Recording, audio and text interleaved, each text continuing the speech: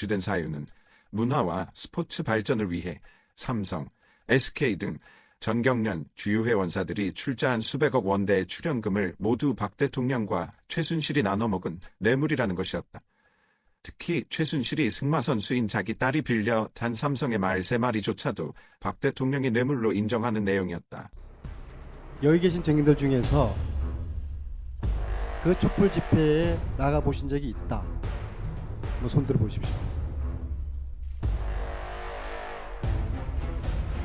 아니, 당신은 재벌 아니잖아요.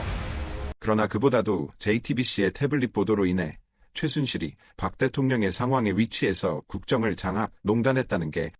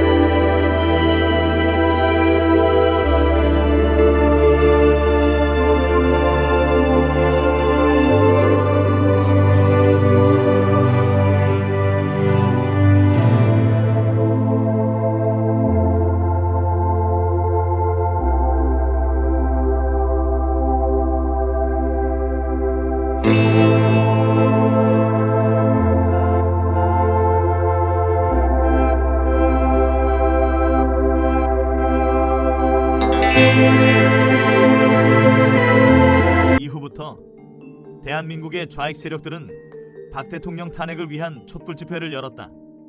최대 규모 약 5만 명 정도에 불과한 걸 언론들은 100만, 심지어 최대 232만 명의 인파가 몰렸다는 거짓 보도를 일삼았다.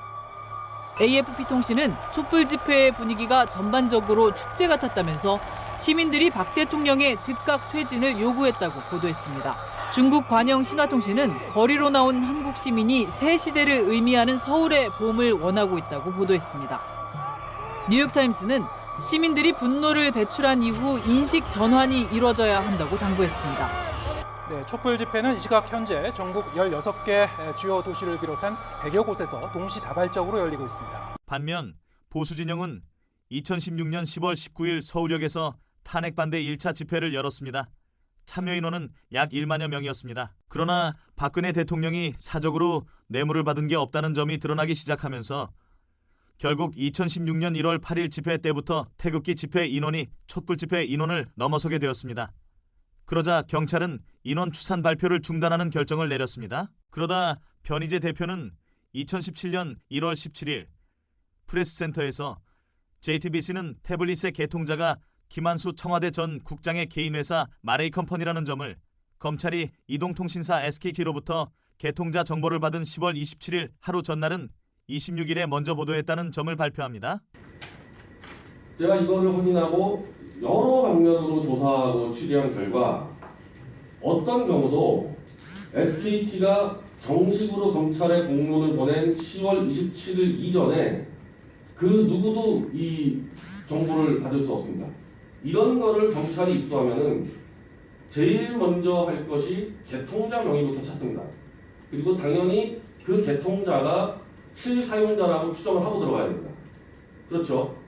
그러니까 김한수 행정관이 이 개통자 명의, 그 자기 법인 명의면은 김한수 행정관이 실사용자라고 먼저 추정을 했어야 되는데 그걸 그냥 띄워놓고 최순실로 갔습니다.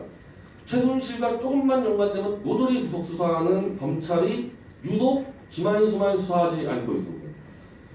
유독 JTBC와 검찰은 김한수를 잠수를 타게 하면서 이슈를 안 나오게 하고 정당이 수사해야 될 것도 수사를 안 하고 있습니다. 일단 고발은 해야 될 것 같습니다. 이 부분이 이제 JTBC와 김한수 검찰에 대한 내용이고요. JTBC 측은 훗날 재판에서 SKT 대리점에서 개통자를 확인했다고 해명했으나 이는 통신비밀보호법과 전기통신사업자법 위반입니다. SKT 역시 제3자가 대리점에서 개통자를 확인하는 건 불가능하다는 답변을 재판부에 보내기도 했습니다. 태블릿 조작 의혹을 막지 못하자 특검 수사팀은 또 하나의 최순실 것이란 태블릿을 꺼내들었다. 지금 검찰이 가지고 있는 태블릿 PC가 그럼 두 개란 얘기입니까? 그러니까 하나는 그냥 비어 있는 아무것도 없는 그냥 받아서 쓰지도 않는 그런 PC입니다. 알겠습니다. 이미 제출했다. 그러나 특검은 개통자조차 확인해보지 않고 무작정 최순실 것이라 주장하다가 한 기자의 질문에 답변조차 제대로 하지 못하고 만다. 네, 한국경제신문입니다. 그 지금 이메일을 확인한 태블릿 PC가 개통자가 누구로 돼 있고 돈은 누가 냈었는지 혹시 확인하셨습니까? 개통자는 아마 개통자라든지 구체적인 돈을 이 태블릿 PC 사용 구입이라든지 이런 부분에 대해서는 저희들이 현 단계에서 그 부분에 대해서는 아직 확인을 하지 못했습니다. 통신사에 이제 등록을 해서 사용한 태블릿 PC인데 그 개통자 명의 정도는 금방 확인할 수 있는 건데 확인이 되냐는 질문입니다. 그 관련된 부분은 다 확인되어 있습니다. 그 개통자가 누구로 되어 있습니까? 네, 개통자는 제가 보기에는 아까 말씀드린 대로 다른 것보다는 제가 말씀드린 대로 그 이메일 계정과 그 연락처 등록이 최소한으로 되어 있다는 거 말씀입니다. 태블릿 PC에 지금 개통이 등록이 되어 있는 사람의 명의가 어떤 누구로 확인되어 있냐는 질문입니다. 네, 그거는 또 확인해서 말씀드리겠습니다. 아직 확인이 안 되신 거죠? 예, 확인해 보겠습니다. 특검이 꺼내든 이 태블릿은 원천적으로 증거로 올리지도 못하고 사라져버렸다. 그 이후부터 광화문의 탄핵무효 집회는 평일 방통심의위에서 JTBC의 태블릿 조작 보도를 중징계하라는 또 다른 집회로 이어지기 시작했다. JTBC 손석희 사장이 1월 11일 뉴스에서 한 번만 더 태블릿 PC 조작을 거론하면 모조리 소송하겠다고 협박을 했습니다. 그런데 제가 이번 주 화요일에 JTBC 손석희뿐 아니라 검찰이 같이 공모해서 태블릿 PC를 조작했다고 기자회견 저 프레스센터에서 당당히 입장을 밝혔는데 특검 박영수 특검 지금 아무나 잡아가고 있죠. 아무나 구속시키는데 제가 기자회견 때 특검이 제출한 제3의 태블릿 PC도 개통자와 개통일자를 밝히지 못하면 그건 100% 조작이라고 특검에게 책임을 물었습니다. 솔직히 별로 손쓸 방법이 없습니다. 저희가 민간 기구이기 때문에 우리가 지금 태블릿 PC를 구해다가 볼 수도 없고요. 솔직히 태블릿 PC만 저희한테 갖다 주잖아요. 1분 안에 소유자 밝혀낼 수 있습니다. 저희뿐이 아니라요. 여러분들 다 할 수 있습니다. 카톡만 보면 끝나거든요. 이거 가지고 끌 일이 아닙니다. 근데 저희가 구할 수가 없지 않습니까? 지금 태블릿 PC를 꽁꽁 숨겨놓고 있으니까 저희가 호소할 때는 솔직히 말씀드려서 언론밖에 없습니다. 검찰도 안 해, 헌재도 안 해, 감사원도 안 해. 언론밖에 믿을 게 없기 때문에 저희 활동의 주는 거의 언론사 방문으로 지금 잡고 있어서요. 정확히 보도만 해달라. 누구 편 들란 얘기가 아니고 밖에서 분명히 제기한 의혹이 타당하니 이거를 검증해달라. 이제 그런 요청을 할 거고요. JTBC하고 중앙일보에 대해서는 질의서를 보내려고 합니다. 저는 뭐 혐의라고도 표현 쓰고 싶지가 않아요. 그냥 조작이에요. 조작 혐의가 아니라. 왜 조작했는지, 왜 화면이 이렇게 나왔는지 JTBC를 방문하든 공개 지시를 하든 JTBC의 해명을 촉구를 할 거고요. 그리고 그 거짓 방송에 대해서 10월 24일자 첫 보도 방송하고 12월 8일자 그때 당시 태블릿 PC 입수 경위 방송은 그 두 개는 그냥 명백히 거짓이 드러났기 때문에 이미 방통심의에다가 심의 징계 요청을 저희가 했습니다. 한 달 전에. 심의 안 하고 있습니다. 방통심의.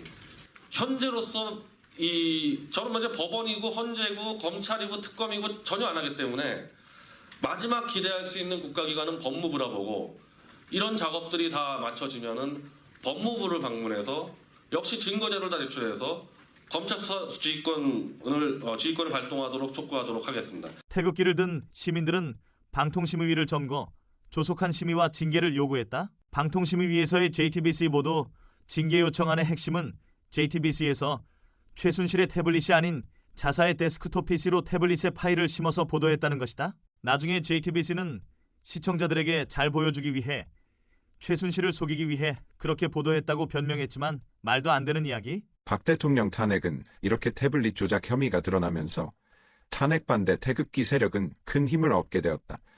또한 박 대통령의 탄핵 사유를 심의하는 헌법재판소에서도 박 대통령이 그 어떤 기업으로부터도 사적으로 일체 돈을 받지 않았다는 사실이 확인되었다. 김평우 전 대한변협 회장 등 원로 법조인들이 탄핵 반대 성명서를 발표를 하기도 했다. 지금 탄핵은 아무런 증거 절차나 증거 조사 절차나 법리 수집의 과정도 없이 신문 기사와 신증만으로 탄핵을 의결하여 박 대통령의 권한을 정지한 것인데, 이는 증거 재판을 요구하는 우리 헌법의 법치주의 적법 절차의 원리에 반하는 중대한 위헌이다. 국회가 임명한 것도 아니고. 2017년 3월 1일 태극기 집회는 초유의 30만 명 이상의 인파가 참여하면서 촛불 세력을 광화문 광장에서 완전히 내쫓았다. 그러면서 박 대통령의 탄핵은 헌법재판소에서 당연히 기각될 거라는 확신을 갖게 되었다. 탄기국의 정광용 사무총장, 조원진 의원 등이 8명 헌법재판관 중 탄핵 반대 내표를 확보, 탄핵 기각이 결정난 것처럼 나한테 설명했다. 그러나 헌법재판소는 3월 10일 기습적으로 선고일을 잡은 뒤 피청구인 대통령 박근혜를 파면한다.